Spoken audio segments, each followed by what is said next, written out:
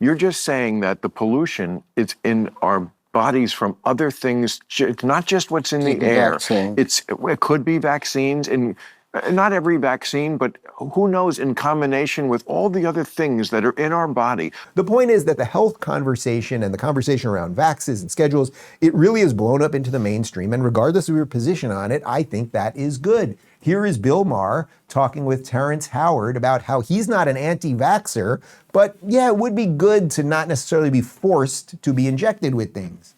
So now he's in office. First of all, just to get confirmed, he probably had to say a few things that he's not completely on the page with. But, he sat here and we talked for a long time. And he said to me at one point, I said something about anti-vaxxer, and he said, "That's what you think I am?" And I said, "Yeah, I do." And that's coming from someone who's been called an anti-vaxxer a lot. And I'm, it's all how you define this. I don't think I'm an anti-vaxxer. I think vaccines are a great tool that we have. I just don't want everyone you come up with. I want to be able to make that decision for myself based on my personal health profile. He is a little more out there, I think, on lots of stuff. I mean, there's lots of stuff where I just can't go with him. But in general, do I think what he is saying as far as environmental toxins, that was the advice I gave him when he sat here, because he had been known as an environmental lawyer his whole life. I said, you got to connect these two things. You're known as a great environmentalist. You're just saying that the pollution is in our bodies from other things. It's not just what's in the air. It could be vaccines, and not every vaccine, but who knows, in combination with all the other things that are in our body, mercury and fungus and x-rays. How many x-rays have you had? And electromagnetic energy, 50,000 chemicals we didn't have 50 years ago.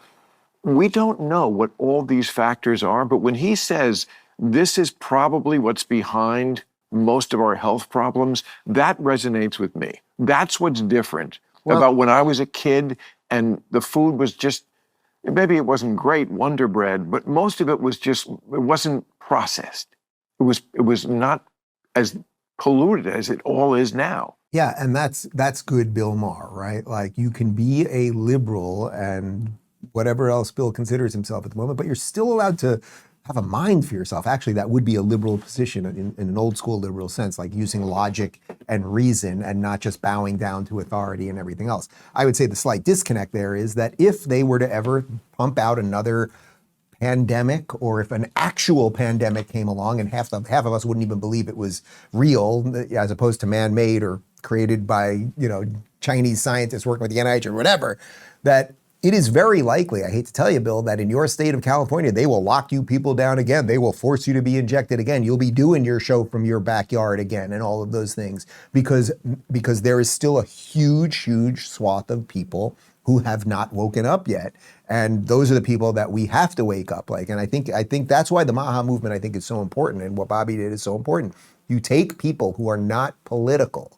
They don't really understand politics. They don't care about geopolitics. They're not even into economics or whatever else. It's an awful lot of people, and that's just fine. But most people kind of want to be healthy. Even if you're not healthy, you probably in the back of your mind kind of want to be healthy. So this is a winning issue, and we just need more and more people talking about that sort of stuff.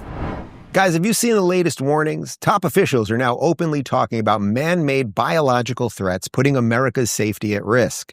Dr. Peter Marks, former FDA vaccine chief, recently sounded the alarm on CNN about mysterious bio-threats we aren't fully prepared for. This isn't 2020, but their tactics are getting more sophisticated. That's why I recommend the wellness company's Contagion Emergency Kit. It's packed with 5 doctor-prescribed life-saving medications like ivermectin, HCQ, Tamiflu, and even a nebulizer.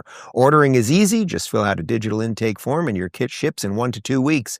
Don't wait until it's too late. Go to twc.health/Rubin and use code Rubin to save $45. Plus, get free shipping. Take action today for a better tomorrow.